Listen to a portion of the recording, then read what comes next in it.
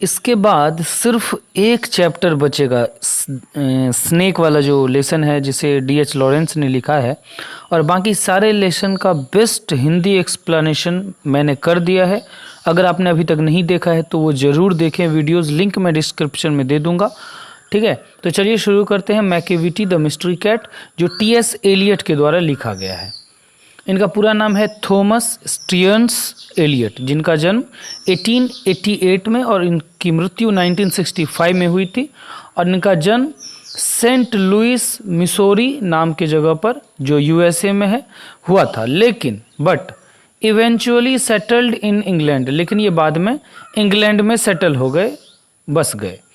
A classicist in literature, classicist का मतलब होता है जो राइटर, इंग्लैंड के जो राइटर प्राचीन समय की जो ग्रीक और लैटिन भाषा थी उसका जो अध्ययन करते हैं, ठीक है, या शास्त्रीय शैली वाले जो लेखक होते हैं या जो अध्ययन करने वाले होते हैं, उन्हें क्लासिसिस्ट कहा जाता है। तो वो लिटरेचर में क्लासिसिस्ट थे, ठीक है, मतलब प्राचीन ग्रीक और लैटिन भाषा के अध्ययन करने वाले थे। An Anglo Catholic in religion, बता दें कि जो मैंने कलर किया है उस पर आप ज़्यादा ध्यान दें, क्योंकि ऑब्जेक्टिव में वो आ सकता है, और किस तरह से आएगा वो आने वाले दिनों में मैं वो बता दूंगा। ठीक है, तो वो एक एंग्लो कैथोलिक धर्म से थे। रिलीजन मतलब धर्म होता है, तो एंग्लो कैथोलिक धर्म कौन सा होता है?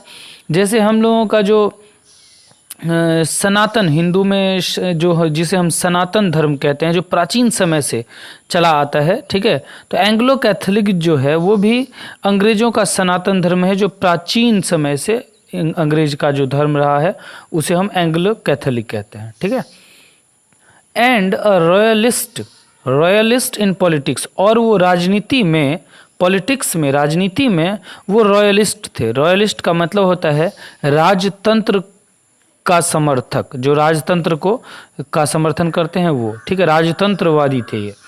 ही रोज टू, अपने देश में तो लोकतंत्र है, ठीक है, लेकिन वो राजतंत्र के समर्थक थे। He rose to become one of the greatest poets of the 20th century, वो 20वीं शताब्दी के एक महान पोएट के रूप में उभरे। He was also a distinguished का मतलब होता है प्रतिष्ठित, वो डिस्टिंग्विश्ड क्रिटिक का मतलब होता है आलोचक का मतलब होता है जो दूसरे के लेख में या किसी भी चीज़ में कमी ढूंढते हैं, उसे हम लोग क्रिटिक कहते हैं। एंड अ ड्रामाटिस्ट, वे एक प्रतिष्ठित क्रिटिक और ड्रामाटिस्ट भी थे। ही वॉज, देखिए जहाँ जहाँ मेरा पेन जाता है उस पर विशेष ध्यान रखें ताकि आपको और अच्छे से समझ में आए। He was awarded the Nobel prize, उन्हें नोबेल प्राइज से अवार्ड किया गया था, नवाजा गया था, फॉर लिटरेचर इन 1948 में उन्हें जो साहित्य लिखा, लिटरेचर के लिए, साहित्य के लिए उन्हें 1948 में नोबेल प्राइज मिला।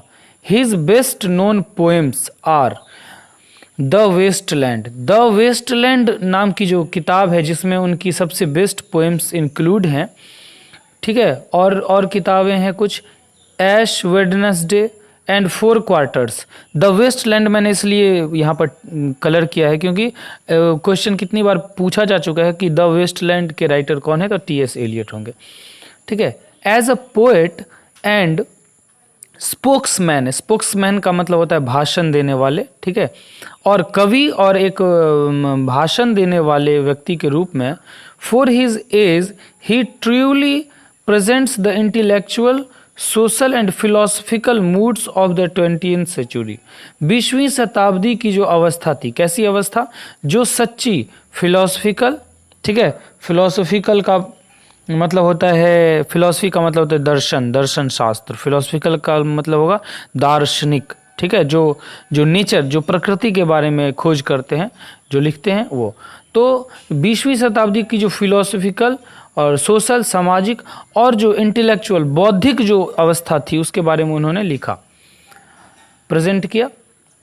द प्रेजेंट पोएम, ये जो प्रेजेंट पोएम है Macavity the mystery cat, is from his collection, वो उनके एक किताब जिसका नाम है called Old Possum's Book of Practical Cats, ये किताब का नाम है, इस किताब से ये कविता ली गई है।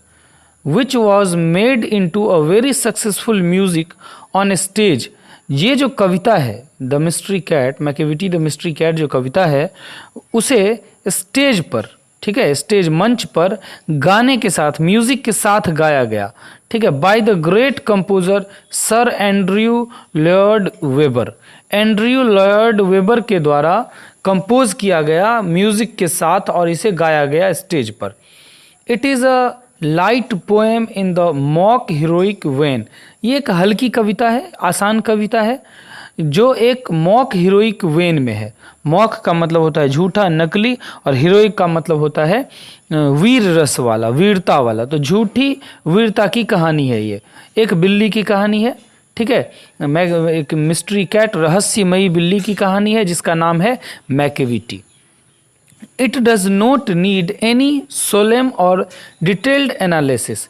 इस कविता को कोई गंभीर या डिटेल एनालिसिस की ज़रूरत नहीं है, ठीक है, इस कविता पर ज़्यादा मंथन करने की आवश्यकता नहीं है क्योंकि ये कविता एकदम आसान तरीके से लिखी गई है।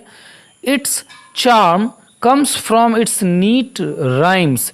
इसकी जो सुंदरता है, इसकी जो चार्म है, सुंदरता है, वो इसके साफ सुथरे राइम से, साफ सुथरे मेल से, एंड गैलोपिंग रिदम। गैलोपिंग का मतलब होता है एकदम सरपट, एकदम सीधा साधा, ठीक है, जल्दी जल्दी चलने वाला, एकदम आसान से जल्दी जल्दी आगे बढ़ने वाली कविता है। इसकी जो लय है, रिदम है, वो एकदम आसान है। As well as the comic effect, इसमें कॉमिक इफेक्ट भी है, हास्य प्रभाव भी है। कॉमिक का मतलब हंसने वाला प्रभाव भी, आपको हंसी भी आएगी कविता में। ऑफ अ मॉन्स्टर क्रिमिनल, और ये किसकी कविता है?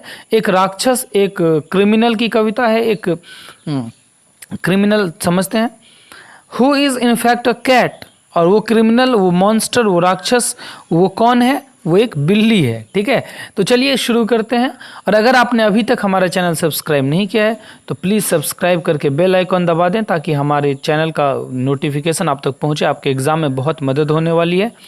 और हमें पता, आपको पता है, और अगर आपको लगता है कि इस तरह से कोई नहीं पढ़ा सकता तो कमेंट ज़रूर करें यार। कमेंट और लाइक करने में पैसा खर्चा नहीं होता है, सब्सक्राइब करने में पैसा खर्चा नहीं होता है। इतनी मेहनत करता हूँ तो इतना तो आशा रखूँगा आप लोगों से कि कमेंट, लाइक अपने फ्रेंड्स के साथ शेयर कर दें, ठीक है।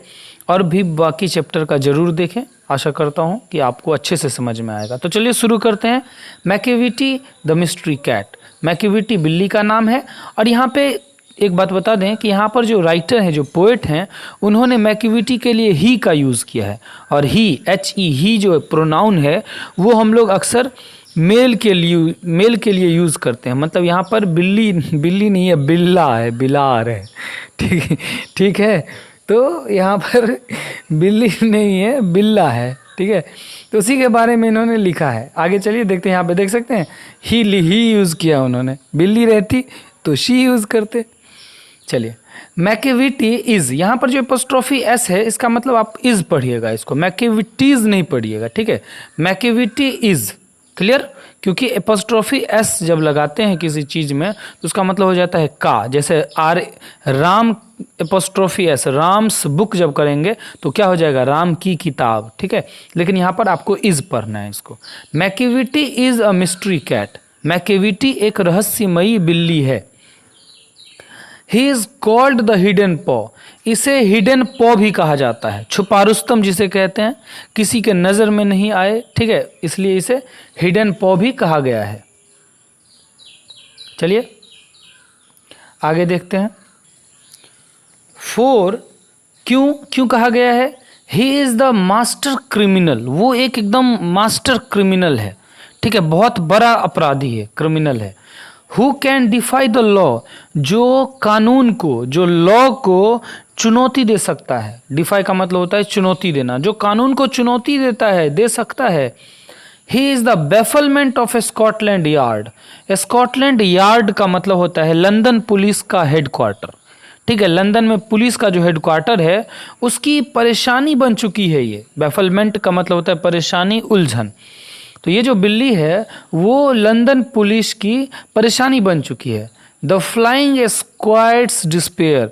ये फ्लाइंग स्क्वाड का मतलब होता है जो एकदम, जो पुलिस का जो एक दस्ता होता है जो तुरंत पुलिस चोर को पकड़ लेती है, एकदम तेज सबसे तेज जो पुलिस होती है, अलग अलग तरह की पुलिस का अपना टीम बना होता है, तो वो जो फ्लाइंग स्क्वाड है उसकी निराशा है यह बिल्ली। डिस्पेयर का मतलब होता है निराशा, मतलब स्कॉटलैंड यार्ड का परेशानी है और फ्लाइंग स्क्वाड का निराशा है, ठीक है।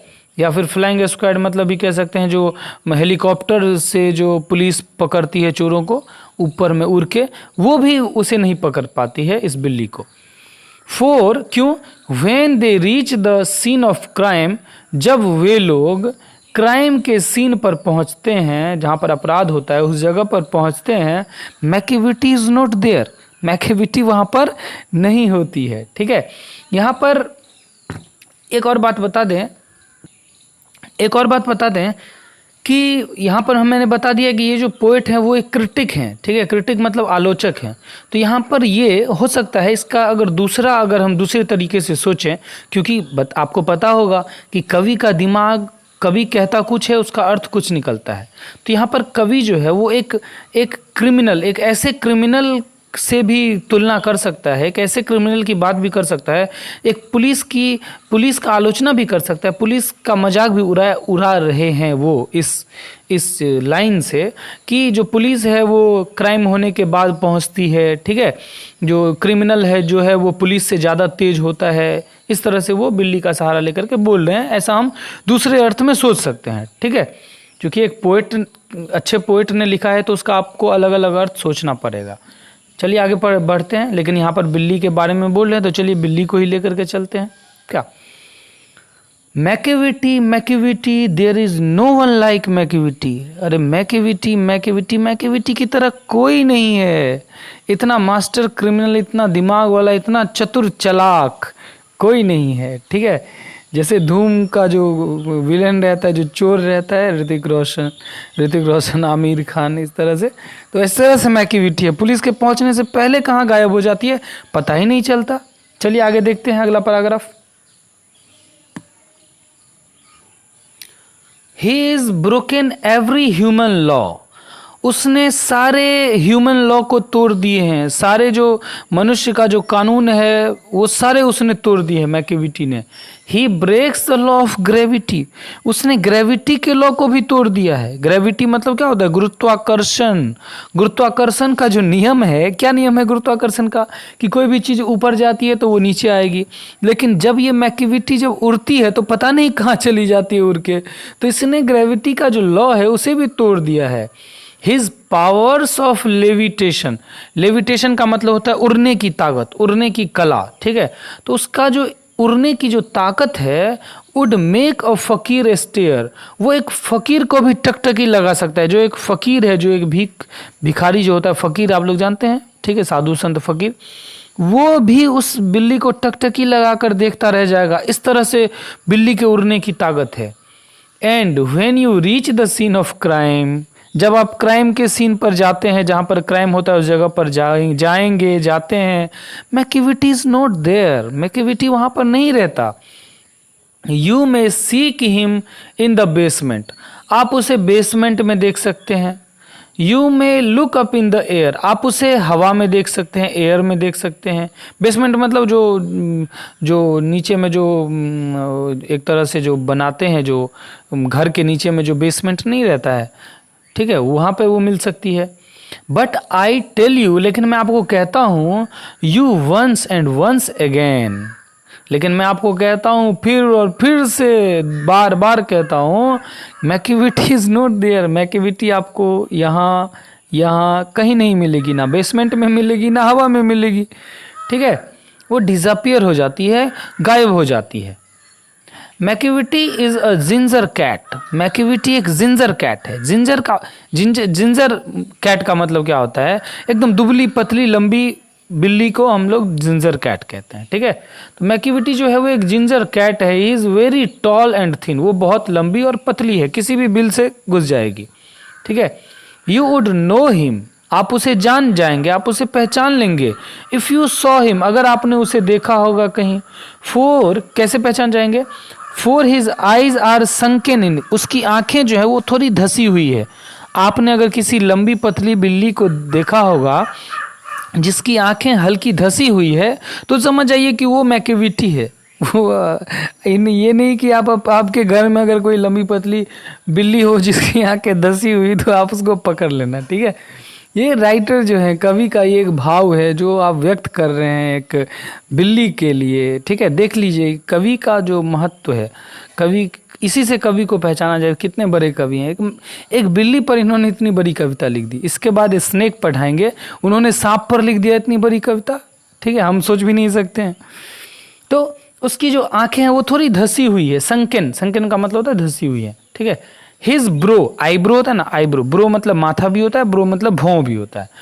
डीपली लाइंड, उसका जो माथा है, उसके माथे पर एकदम लाइन बना हुआ है, लकीर बना हुआ है। जैसे हम लोग भी जब कुछ सोचते हैं तो अपने आंख को जब ऊपर करते हैं तो हमारे सर के ऊपर में लाइन बन जाता है ना, तो उसी तरह उसके जो ब्रो है, उसका जो भौं है, उसका जो माथा है, उस पर एकदम डीपली, डीप का मतलब होता है गहरा, गहरा लाइन बना हुआ है। विद थॉट्स, थॉट मतलब होता है सोचना, जैसे वो कुछ सोच रही है। His head is highly doomed, उसका जो सर है वो ऊंचा है और गुंबद के आकार का होता है। गुंबद आप लोग जानते हैं, एकदम गोल आकार का जो गुंबद होता है उस आकार का होता है। His coat is dusty from neglect, neglect का मतलब होता है बेपरवाही, लापरवाही, बेपरवाही। तो बेपरवाही, लापरवाही की वजह से उसका जो कोट है, उसका जो स्किन है वो एकदम डस्टी हो चुका है, एकदम गंदा हो चुका है। हिज व्हिस्कर्स आर अनकम्ब्ड, व्हिस्कर का मतलब होता है मूंछ। बिल्ली के मुंह पर आप देखते होंगे कि लंबा लंबा ऐसे बाल जो लंबा लंबा निकला रहता है व्हाइट कलर का, ठीक है, उसे हम व्हिस्कर्स कहते हैं। बिल्ली के गाल पर जो मूंछ उगती है उसे कहते हैं व्हिस्कर्स, ठीक है। इंसान के गाल पर जो मूंछ उगती है, मूंछ इंसान का, उसे तो मुस्टैच कहा जाता है, ठीक है। और बिल्ली के मुंह पर जो मूंछ उगती है उसे हम लोग व्हिस्कर्स कहते हैं। आर अनकम्ब्ड, वो अभी तक नहीं उगी है उस बिल्ली को।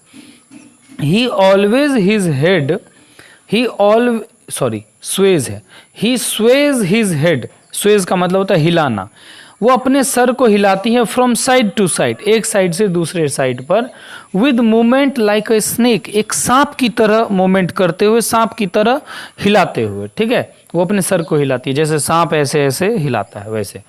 And when you think he is half asleep, और जब आप सोचते हैं कि वो आधी सोई हुई है, मतलब सोई हुई है, he is always wide awake, वो हमेशा जगी रहती है। इस भूल में मत रहिएगा कि वो जो मैक्विटी है वो सोई है, आप जैसे ही वहाँ पे जाइएगा वो उठ के खड़ी हो जाएगी, भाग जाएगी, क्लियर है, वो हमेशा जगी रहती है। चलिए आगे चलते हैं। Macavity, there is no one like Macavity की तरह कोई नहीं है। क्यों? He is find in feline shape, feline का मतलब होता है बिल्ली के आकार का, ठीक है।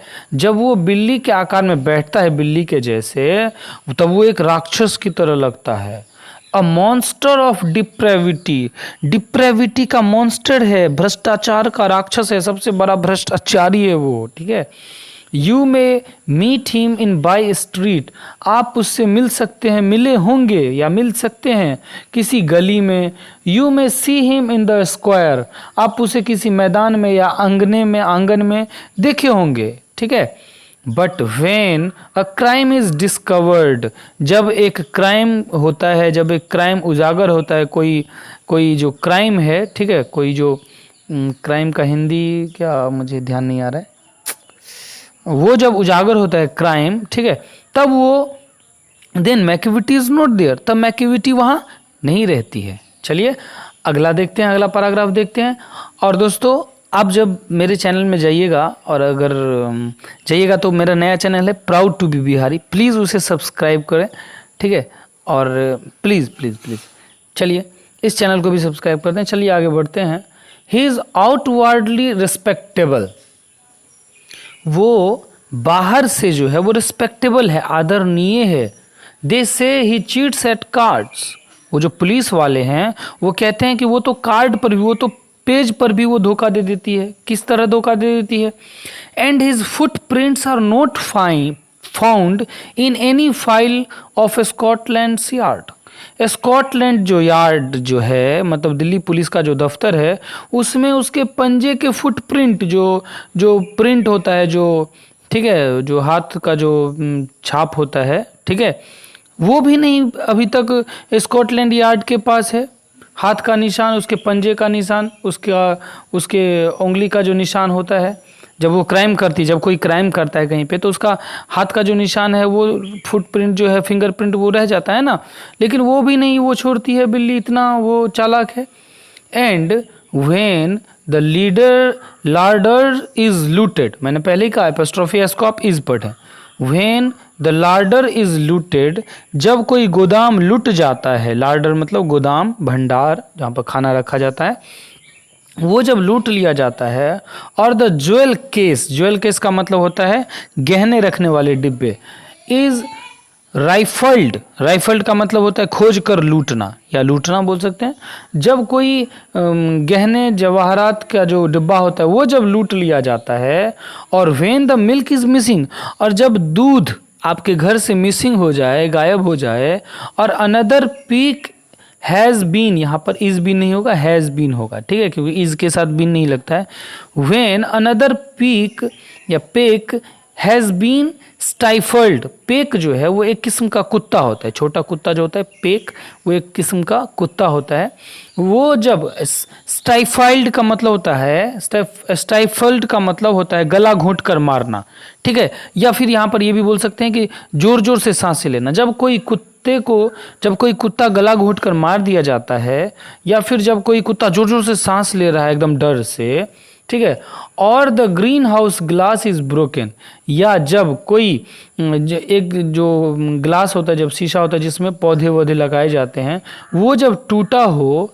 And the trellis past repair, trellis का मतलब होता है पौधे को बढ़ने के लिए, जो सहारा देने के लिए जो लकड़ी वकड़ी जो फ्रेमवर्क जो तैयार किया जाता है, ताकि उस पर जो लत्ती जो है लतरने वाली, वो जब लता जो है वो जिस पर लतरती है, बढ़ती है, वो जब रिपेयर किया हुआ हो या टूटा हुआ हो। आई का मतलब होता है हाँ, आई का मतलब होता है हाँ, हाँ there is the wonder of the thing Macavity is not there, तब भी एक आश्चर्य की बात है कि वहां पर भी मैक्विटी आपको नहीं मिलेगी, वो ये सारे कर्म करके, कांड करके वो गायब हो जाती है, ठीक है। चलिए आगे देखते हैं, अगला पैराग्राफ देखते हैं। And when the foreign office find, जब कोई विदेशी ऑफिस, कोई विदेश किसी दूसरे देश के ऑफिस में ऐसा वो लोग पाते हैं, दूसरे देश के ऑफिस वाले पाते हैं, treaty has gone ashtray, treaty has gone ashtray का मतलब होगा समझौता बिगड़ गया, समझौता बिगड़ गया। ऐसा जब उन्हें लगा कि कोई समझौता था जो बिगड़ गया, नहीं हो पाया कोई समझौता, ठीक है। ट्रिटीज का मतलब होता है समझौता और एस्ट्रे का मतलब होता है बिगड़ जाना। तो जब कोई समझौता बिगड़ जाए किसी बाहरी किसी दूसरे देश के ऑफिस में। और द एडमिरल्ट्री, एडमिरल्ट्री का मतलब होता है जो नौसेना विभाग जो होता है, ठीक है, जो नौका विभाग जो होता है, जल यातायात का जो विभाग होता है, वो जब मिलिट्री जब पाते हैं, लूज सम प्लांट्स, जब पाते हैं कि उनका कुछ यंत्र, प्लांट मतलब पौधा भी हो सकता है, प्लांट्स मतलब यंत्र भी हो सकता है, उनका कुछ यंत्र जो है वो खो गए हैं।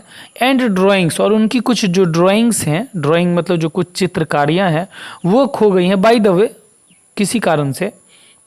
There may be a scrap of paper in the hall और ऑन द स्टेयर, तो उनके हॉल में या उनकी सीढ़ी पर उसका कुछ स्क्रैप, उस पेपर का जो कुछ स्क्रैप है, जो स्क्रैप का मतलब होता है जो कुछ बचा खुचा जो भाग रहता है, वो उसके हॉल में या उसके सीढ़ियों पर मिल सकता है। But it is useless to investigate, लेकिन इन्वेस्टिगेट करना क्या है, बेकार है, क्योंकि जांच पड़ताल करना बेकार है। क्यों? क्योंकि ये किसने किया होगा, मैक्विटी ने किया होगा, और मैक्विटी इज नॉट देयर, और मैक्विटी तो वहाँ पर है नहीं। क्लियर।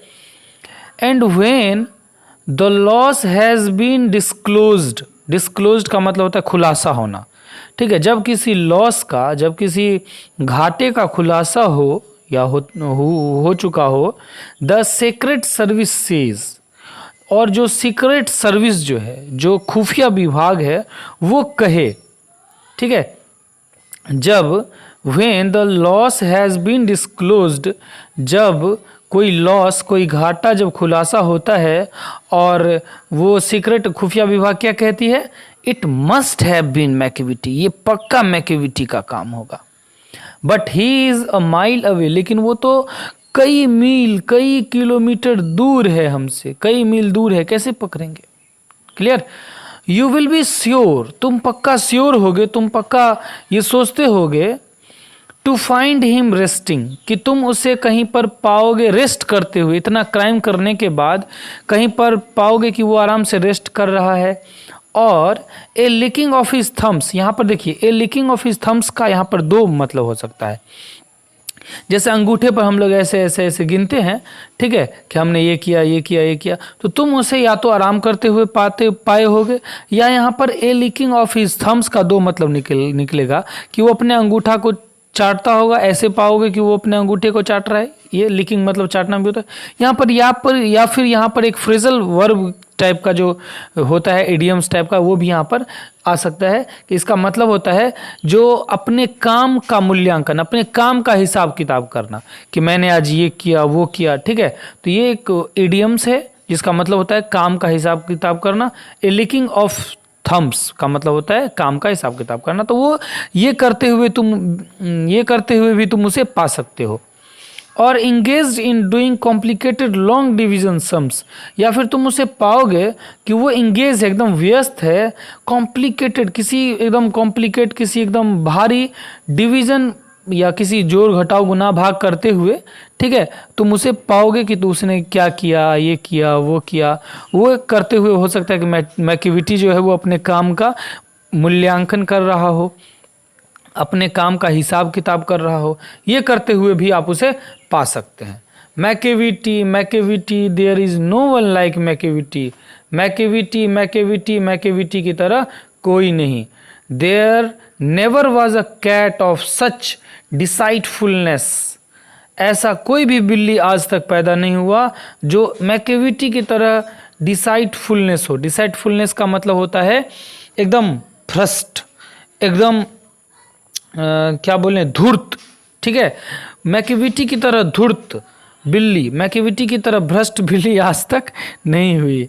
एंड सुअविटी का मतलब होता है विनम्र, मधुर, और इसके तरह मधुर। और जब आप इसको देखेंगे तो आप बोल नहीं सकते हैं कि ये जो बिल्ली है वो इतना खतरनाक, इतना भ्रष्ट, इतना धूर्त बिल्ली है, क्योंकि वो इतना, उसका जो स्वभाव है, उसका जो बिहेवियर है वो इतना सुअविटी है, उसका बिहेवियर जो है एकदम विनम्र है, एकदम मधुर व्यवहार है उसका। तो इसके जैसा, मैकिविटी के जैसा धूर्त और मैकिविटी के जैसा मधुर बिल्ली आज तक पैदा नहीं हुआ। ही ऑलवेज हैज़ एन एलिबाई, उसके पास हमेशा, एलिबी भी पढ़ सकते हैं, उसके पास हमेशा कोई ना कोई बहाना रहता है, कोई ना कोई उस बचाव का उपाय रहता है उसके पास। एंड वन और टू स्पेयर, एक दो उपाय हमेशा उसके पास रहता है बचने का। एट वाट एवर टाइम, और जब किसी समय पर, द डीड टुक प्लेस, जब कोई कर्म कांड जब होता है, मैकिविटी वॉज नॉट देयर, मैकिविटी वहाँ पर नहीं होती है, ठीक है। चलिए इसके बाद अगला पैराग्राफ देखते हैं। दोस्तों कमेंट जरूर कर दें, ठीक है, और लाइक भी कर दें आपको अगर अच्छा लगा, ठीक है। चलिए एक पैराग्राफ और बचा हुआ है, ठीक है, और बाकी चैप्टर का वीडियो नहीं देखे हैं तो ज़रूर देखें। मेरे नए चैनल को ज़रूर सब्सक्राइब कर लें, उस पर 200-250 सब्सक्राइबर्स हुए हैं, उस पर 500 सब्सक्राइबर मैंने टारगेट रखा है। जब हो जाएंगे तो मैं बिहार से रिलेटेड, अपने बिहार के गौरव को बढ़ाने से संबंधित उस पर वीडियोज़ मैं बनाऊँगा, ठीक है, अपने बिहार के प्रतिष्ठा को ऊपर उठाने के लिए, ऐसा मेरा विचार है। उस पर मैंने एक वीडियो दिया है कि मैं किस तरह का वीडियो उस चैनल पर बनाऊँगा, देख लीजिएगा उसको, ठीक है, और इस वीडियो को भी लाइक कर दे। चलिए शुरू करते हैं।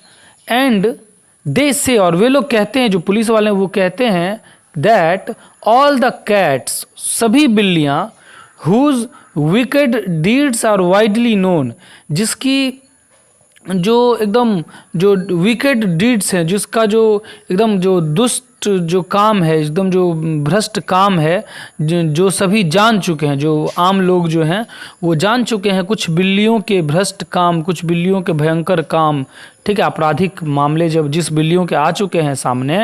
आई माइट मेंशन मंजूरी एंड आई माइट मेंशन ग्रिटलबोन, मैं मंजूरी और ग्रिटलबोन को मेंशन करना चाहूँगा। मंजूरी और ग्रिटलबोन जो है वो टी.एस. एलियट के ही पोएम का दो बिल्ली का नाम है, उन्होंने कल्पना किया है कि इस तरह की बिल्लियाँ होगी। उसका फोटो आप देख सकते हैं, मंजूरी और गिडलबोन का। Are nothing more than agents for the cat. और ये सारी बिल्लियां जो हैं वो सिर्फ एक एजेंट हैं, एक दलाल हैं उस बिल्ली की, मैकेविटी की, who all the time just control their operations, जो हमेशा ऑल द टाइम हमेशा अपने ऑपरेशन को, अपने काम को, अपने मिशन को कंट्रोल करती है। ये जो मैकेविटी है, द नेपोलियन ऑफ क्राइम, और इस मैकेविटी को इन्होंने नेपोलियन ऑफ क्राइम कहा है, क्राइम का नेपोलियन। ठीक है, ऐसा क्रिमिनल, नेपोलियन बोनापार्ट का आपने नाम सुना होगा, बहुत बड़ा वो था अपने ज़माने का क्रिमिनल, ठीक है, बहुत बड़ा था। तो उन्होंने मैकेविटी को एक नेपोलियन ऑफ क्राइम का है, क्राइम का नेपोलियन, जिसे कोई पकड़ नहीं सकता, कोई पराजित नहीं कर सकता, कोई हरा नहीं सकता है। तो अगर अच्छा लगा हो तो कमेंट करें। Thank you so much, bye bye, take care, खुश रहें, ठीक है, और हमारे चैनल के साथ बने रहें, बाय।